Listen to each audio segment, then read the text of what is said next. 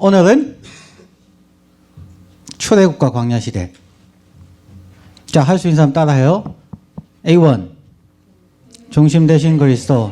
고린도후서 5장 17절 말씀. 그런즉 누구든지 그리스도 안에 있으면 새로운 피조물이라. 이전 것은 지나갔으니 보라 새 것이 되었도다. 고린도후서 5장 17절. A1 새로운 삶. 그게 말씀이라는 거 분명히 없거든요. 그거 붙이지 말아요. 두 번째, 중심 되신 그리스도. 시작. 중심 되신 그리스도. 갈라디아서 2장 20절. 내가 그리스도와 함께 십자가에 못 박혔나니 그런즉 이제는 내가 산 것이 아니요 오직 내 안에 그리스도께서 사신 것이라. 이제 내가 육체 가운데 사는 것은 나를 사랑하사 나를 위하여 자기 몸을 버리신 하나님의 아들을 믿는 믿음 안에서 사는 것이라. 갈라디아서 2장 20절. A2 새로운 삶. 찬양팀을 성가대에 갔을 때도 그냥 중간에 헤매다가 제일 마지막에 아멘 그것만 잘하면 되잖아. A3 오케이. 오늘 주에 A3 해야 된다, 그지? 오케이. 왜 그거 넣냐? 오케이. 오늘 출애굽과 광야 시대 하거든요. 그래서 우리가 아는 것처럼 책으로 보면은 출애굽기서에 대해서 합니다. 자, 여러분들이 출애굽을 해본 적이 있습니까? 우리의 삶 속에서 어떻게 출애굽을 하느냐 하는 거죠. 자, 내가 오늘도 또 여러분들의 선배의 글을 하나 읽어줍니다.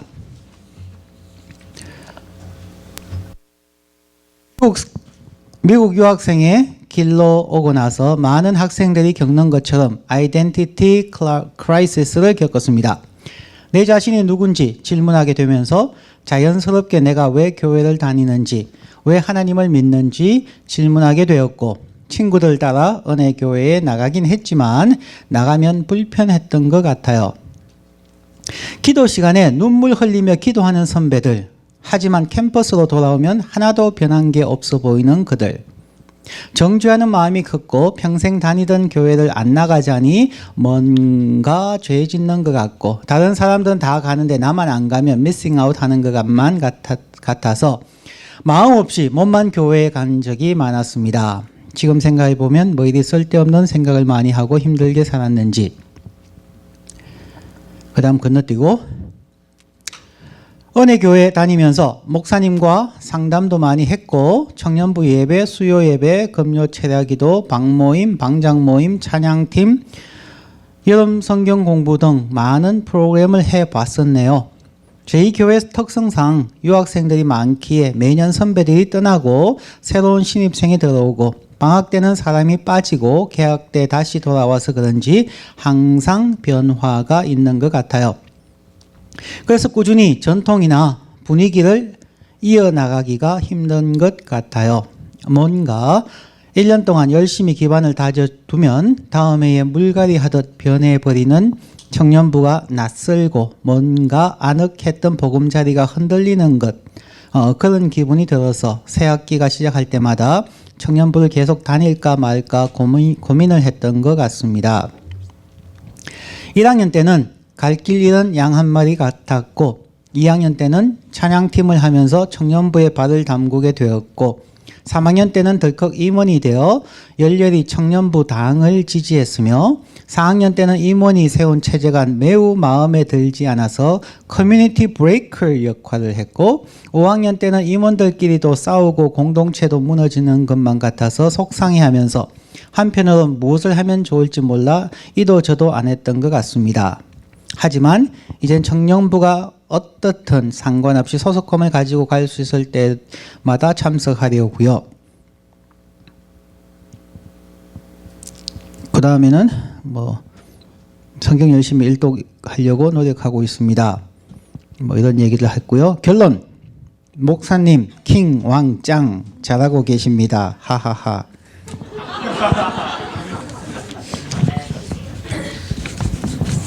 그건 뭐 사실이니까.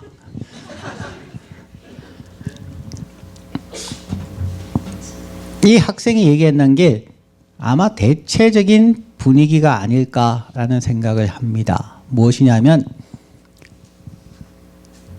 주일 예배 나오거나 토요일 청년부 나와서 신나게 찬양하고 기도 시간에 불 끄고 열심히 통성으로 기도하고 눈물 짜고 천사같이 보이는데 월요일부터 학교 가면은 전혀 다른 사람으로 살아간다는 거죠.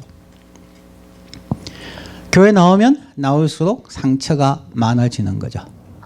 왜냐하면 주일날 토요일날 봤던 선배들의 모습과 월요일부터 토요일 혹은 월요일부터 금요일까지 보는 선배들 혹은 친구들의 모습이 너무나 다르기 때문에.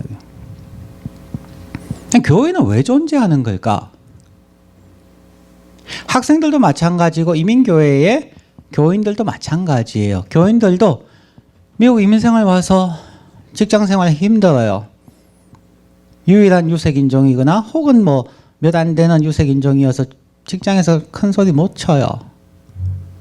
개인 비즈니스 하시는 분들은 손님에게 하나라도 더 팔기 위해서 그냥 굽신대면서 예예하고 싫은 소리 들으면서도 물건 하나 팔기 위해서 노력해요.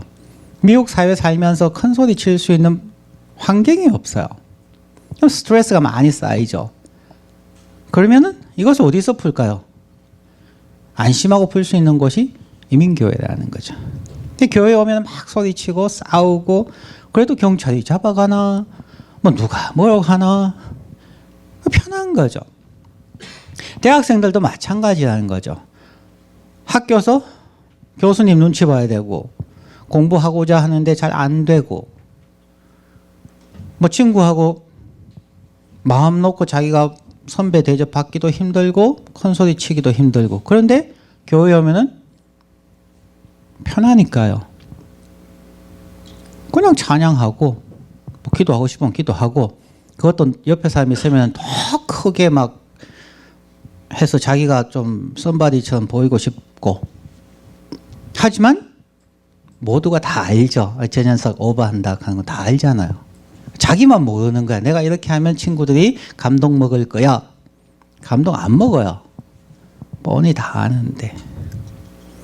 그러면 교회는 도대체 뭐냐는 거죠. 아직도 출애굽하지 못한 인간들이 참 많다는 거죠.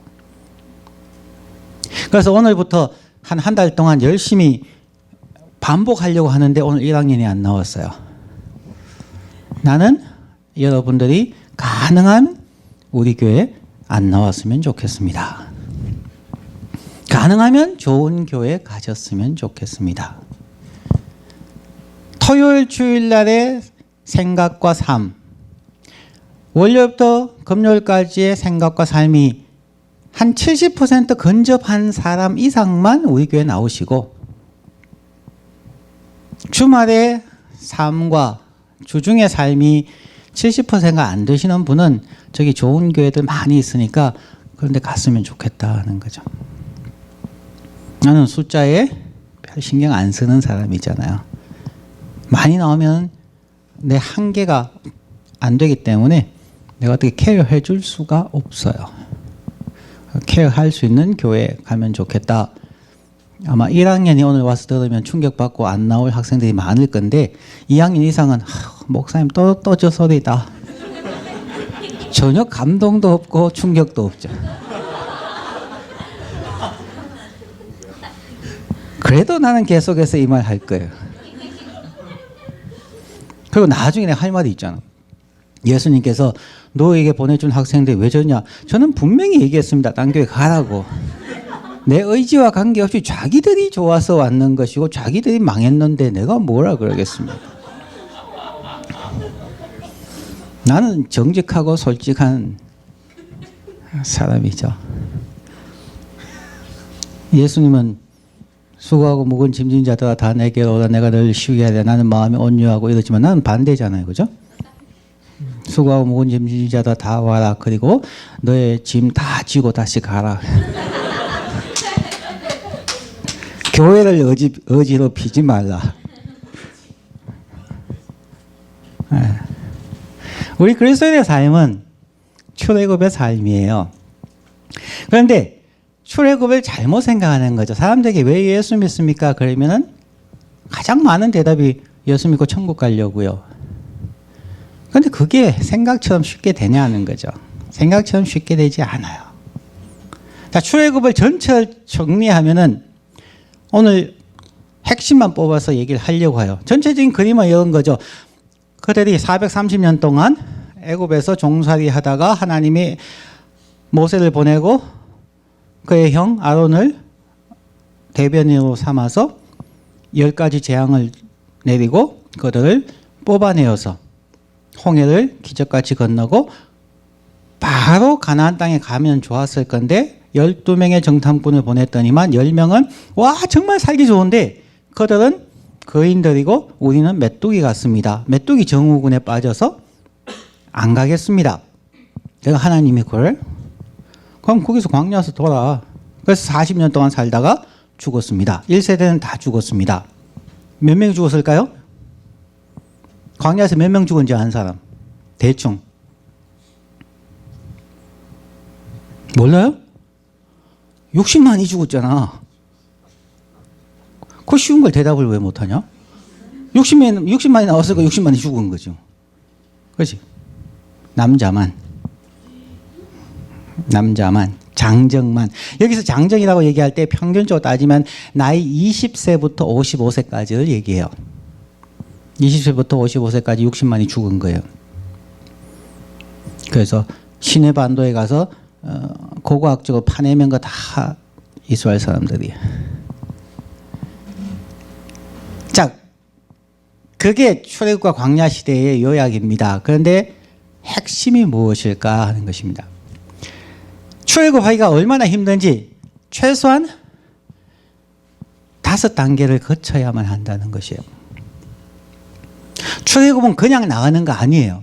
그냥 예수의 피를 상징하는 양 한 마리 잡아가지고 문설주에 바르고 나가면 되는 게 그냥 아니라는 거예요.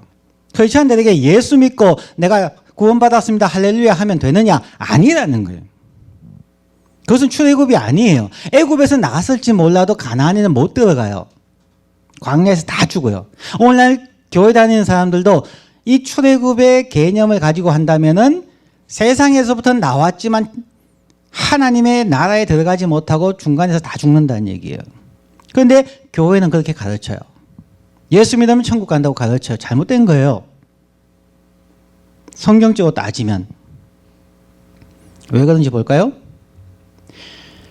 그러면 출애굽에서 하나님의 약속의 땅까지 가기 위해서 우리는 사단의 4가지에서 5가지의 관문을 통과해야 한다는 것이죠.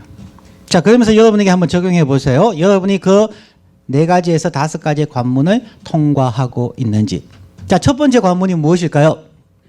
첫 번째 관문입니다. 출애굽기 8장 25절. 읽어요.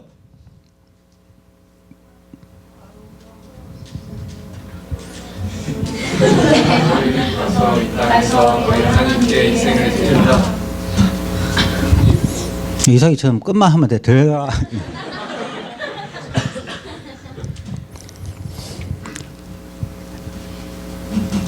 모세와 아론이 바로에게 가서 내 백성을 가게 하라. Let my people go.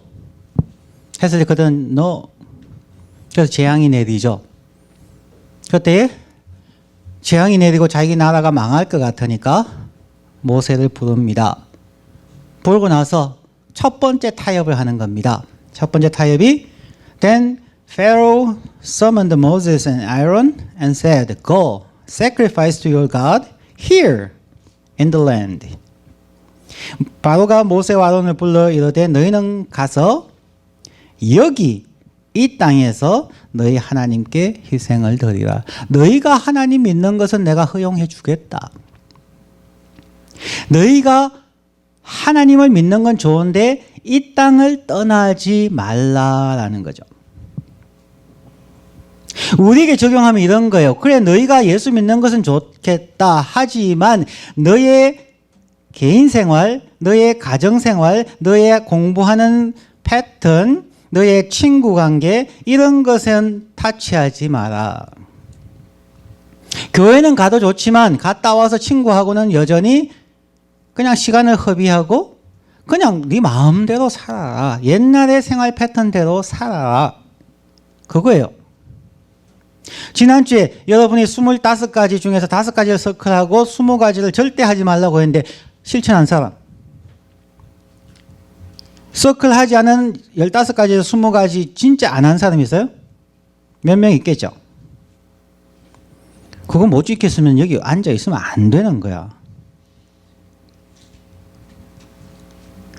조금 전에 읽어준 한 선배의 글에 있는 것처럼 토요일날 주일날 와서 찬양하고 기뻐하고 눈물 펑펑 흘리면서 기도했는데 월요일부터 학교에 나타났을 때는 전혀 바뀌지 않은 모습. 그것이 첫 번째 관문을 통과하지 못하는 그리스도인들의 삶이라는 거죠. 모여서 여전히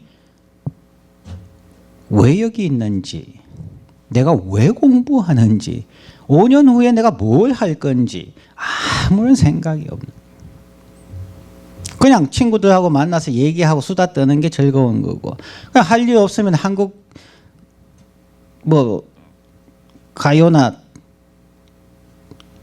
개그나 유머나 뭐 이런 것들 보고 허허하고 시간 보내는 거죠. 뭐 눈을 모아갖고 이런 건 이딴 소리 하지 말란 말이에요. 코미디 빅리그인지 뭐 이딴 소리 하지 말란 말이에요. 언제나 딴 얘기 하지 마.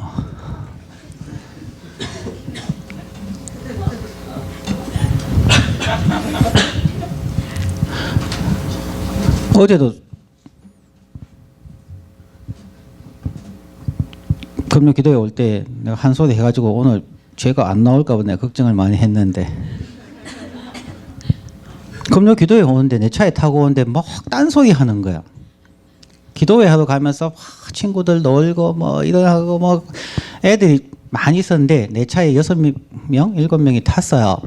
근데 내가 제일 사랑하고 제일 마음에 들고 제일 내가 뭐라 해도 상처받지 않을 애를 골라서 이제 너 다음부터 내 차 타지 마 그러고 쫓아냈어요. 앞으로 교회에 오는 교회 밴 거기에서 학교에서 여기까지 올 때 세상 이야기하고 그냥 유머 얘기하고 개그 코미디 뭐 드라마 얘기하는 사람 드라이버 운전자는 적석에서 내려서 벌턴에 내려놓으세요. 못 오게 하세요. 그래서 우리 교회를 떠난다. 할렐루야라고 할 수는 없지만 나는 굉장히 기뻐할 거예요.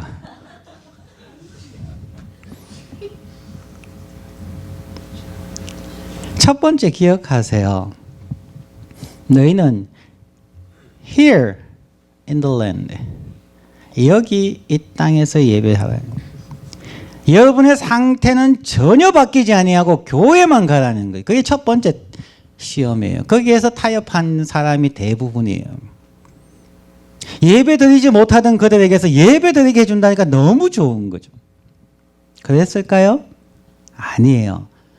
한쪽 면에서는 예배를 못했는데 예배 드리는 것이 너무 좋았다고 하지만 그 말에 반대로 얘기하면은 이전의 세상을 포기할 마음이 전혀 없다는 거죠. 자기의 옛 모습, 옛 삶을 단절하고자 하는 각오가, 결단이 없다는 거죠. 그런 사람들은 무지하게 많아요.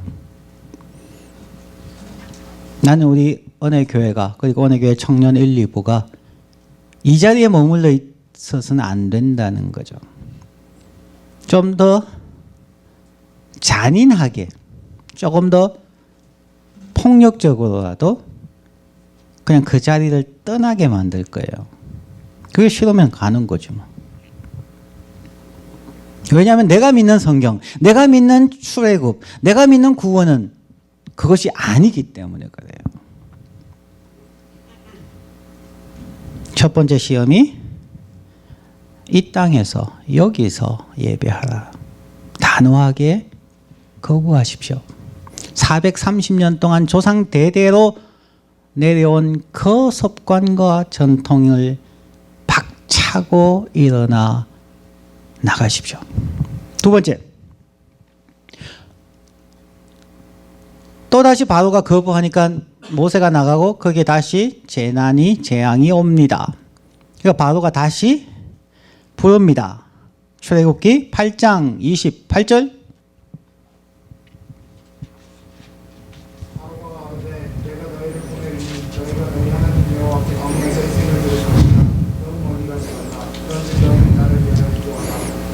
예, 너무 멀리 가지 말아요.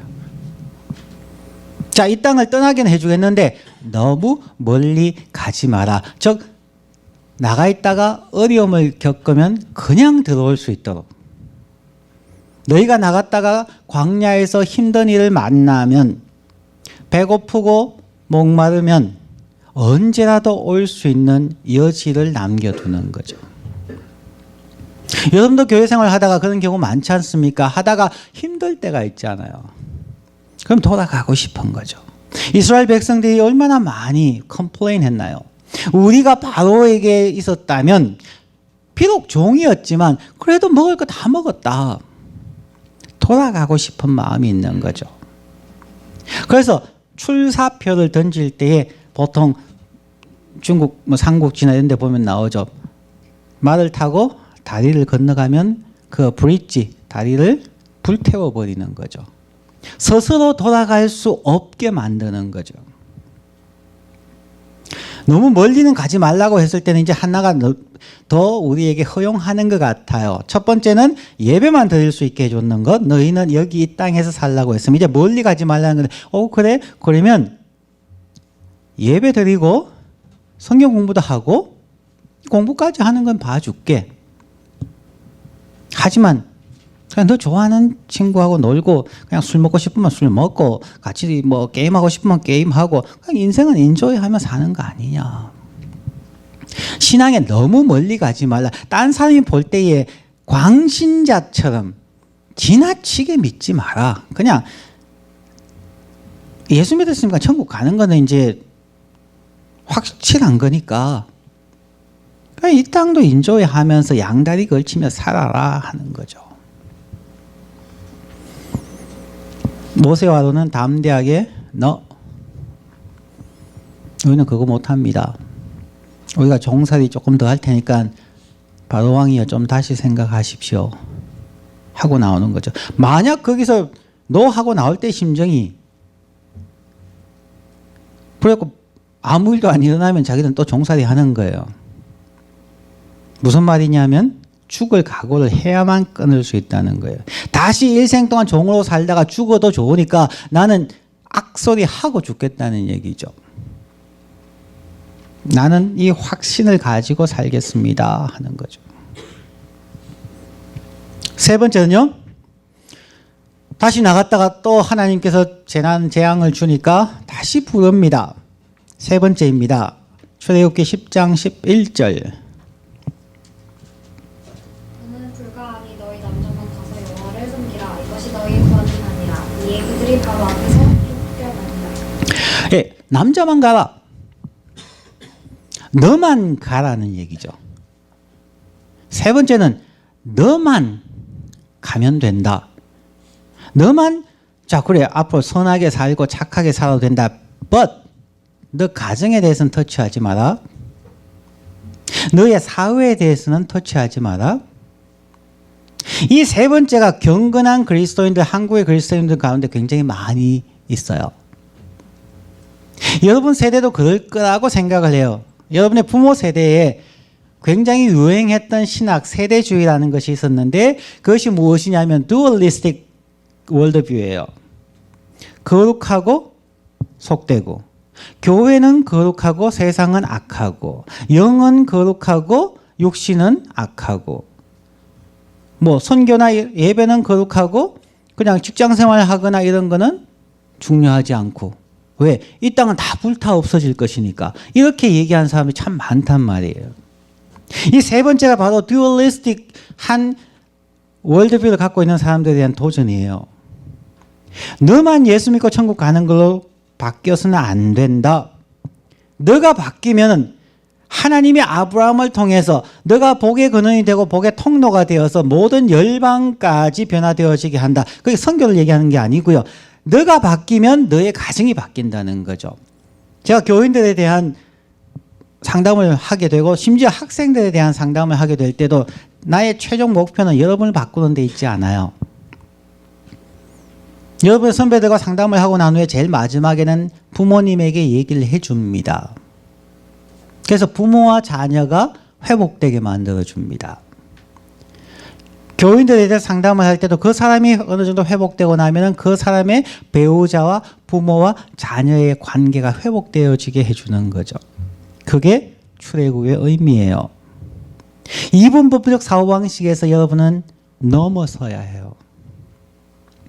여러분이 바뀌었는데 여러분은 신앙생활 좋은데 월요일부터 금요일까지 여러분이 하고 만나는 친구들이 교회는 가지만 전혀 크리스천 잡지 않는 애들이다. 그런데 여러분이 그들과 계속 사귀고 있다. 그러면 둘 중에 하나는 문제가 있다는 거죠. 첫 번째는 여러분이 그들에 대해서 관심이 없고 두 번째는 여러분들이 그들을 변화시킬 수 있는 영적인 영향력, 인플루언스가 아직 없다는 거죠.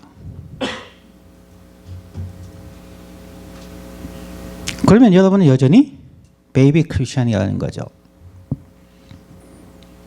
불이 있는데 어떻게 주위 사람들이 따뜻하지 않을 수가 있냐요. 빛이 있는데 주위가 어떻게 어두울 수가 있느냐는 거죠. 소금이 있는데 어떻게 주위에서 썩고 부패가 일어날 수 있느냐는 거죠.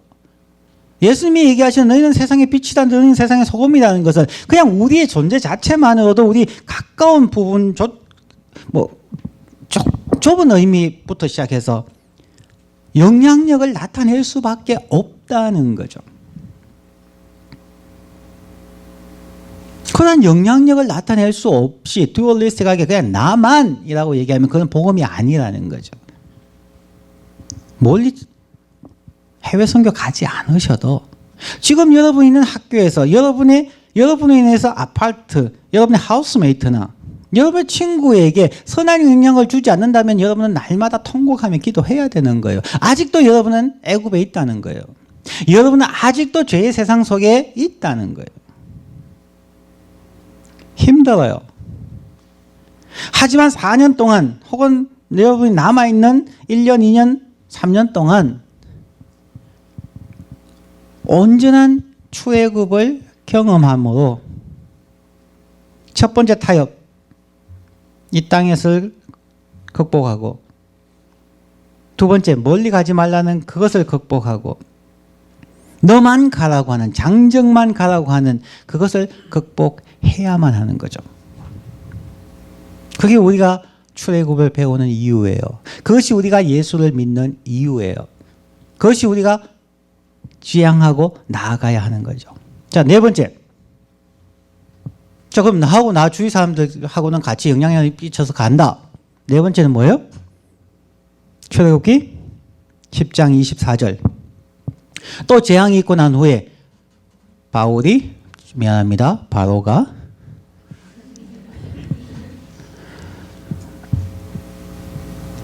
모세를 불러서 말합니다. 뭐라고요? 시작.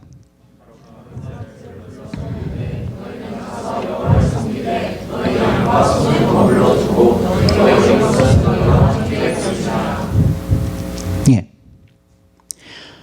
이제는 너만 뿐만 아니라 너의 가족, 어린 자녀, 심지어 여러분의 친구와 이웃까지 가는 것 허용하겠다. 단 돈에 대해서는 헌신하지 마라. 오늘날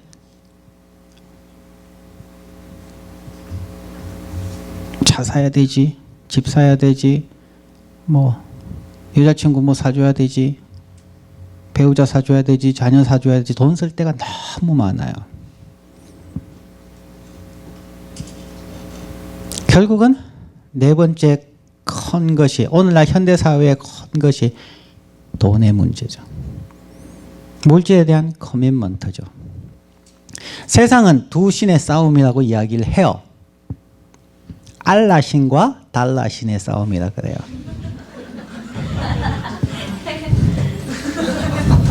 뭐 알라를 섬기든지 달러를 섬기든지 둘 중에 하나는 그게 예수가 없어요.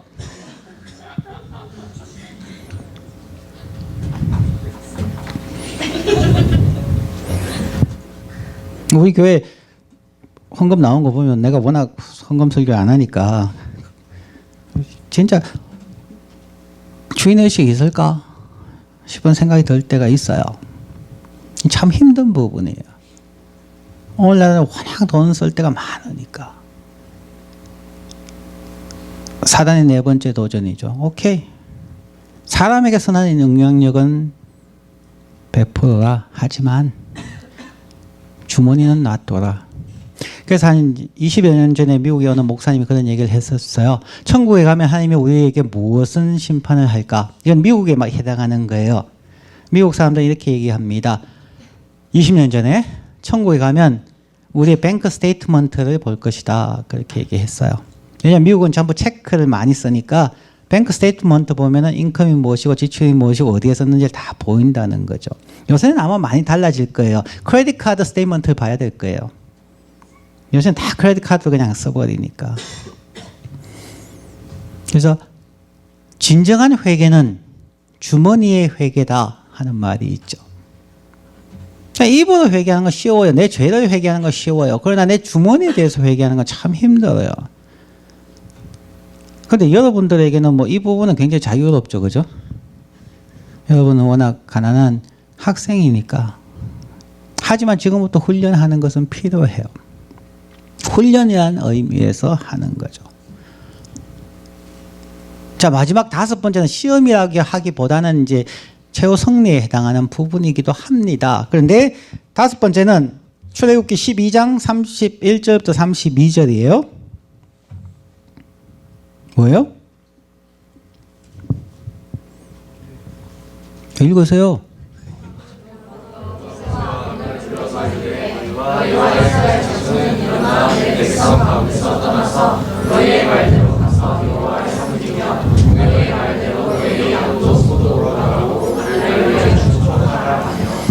예, 완전히 바로가 손을 들고 다 가라, 다 가라.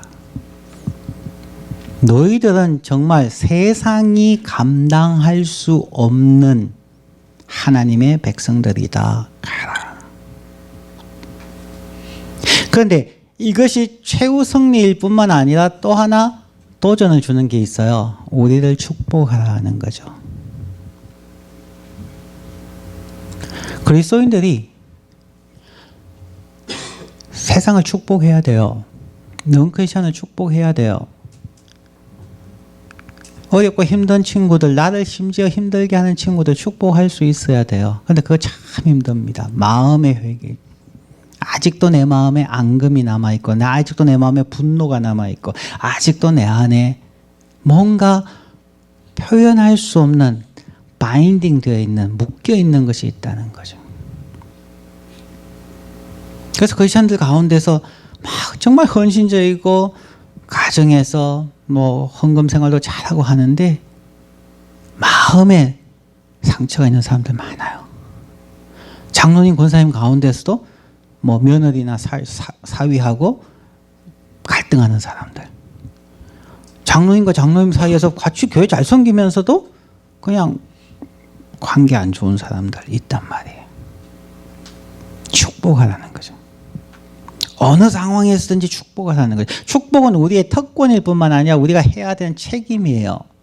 두 손 들고 축복하십시오. 날마다 은혜 청년부 여러분 친구들 위해서 축복의 기도를 하십시오. 여러분 저 친구가 뭐가 필요한지 모를 때 그냥 하나님 제가 필요한 거 도와주세요 라고 하지 말고요. 하나님 친구 홍길동을 축복합니다. 그러면 돼요. 그 축복 속에 모든 게 다 들어가 있어요. 여러분은 여러분 주위에 있는 사람들 축복해야 돼요. 캘빈 대학교에 있는 학생들과 교수님들과 교직원들 날마다 축복해야 되는 거예요. 그것이 여러분이 복을 받는 비결이에요. 자, 오늘 말씀을 정리합시다. 출애굽과 광야 시대 그 많은 40년의 역사를 오늘 뭐 한 20, 30분에 20분에 정리를 하는 겁니다. 그들이 왜 광야에서 죽었는가? 육신으로는 애굽을 떠났지만 그들의 마음과 그들의 삶에서 이 5가지를 넘어서지 못했다는 거죠.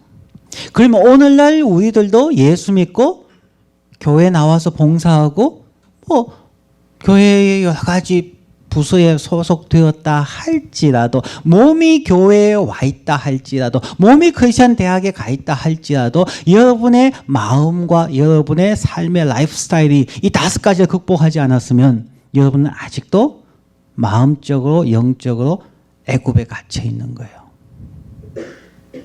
자, 첫 번째, here in the land.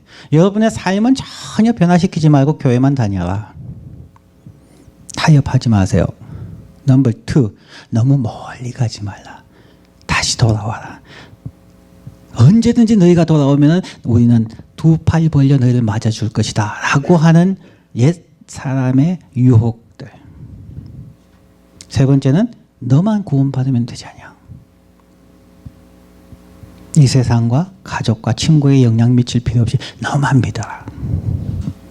네 번째는 헌금에 대해서, 물질에 대해서, 삶에 대해서 토tal 커미먼트가 되었으면 좋겠다. 5번째는 사랑하는 사람뿐만 아니라 우리를 압제했던 바로와 그 백성들까지도, 우리를 압제했던 우리 친구들과 어떤 나쁜 인간들에 대해서조차도 두 손 들어 축복하십시오.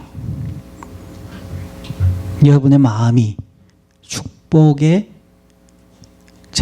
자리까지 갈 수 있도록 하나님 앞에 기도하십시오.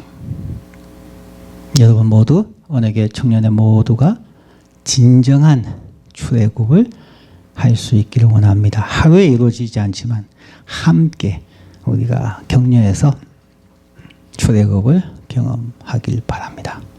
기도합시다.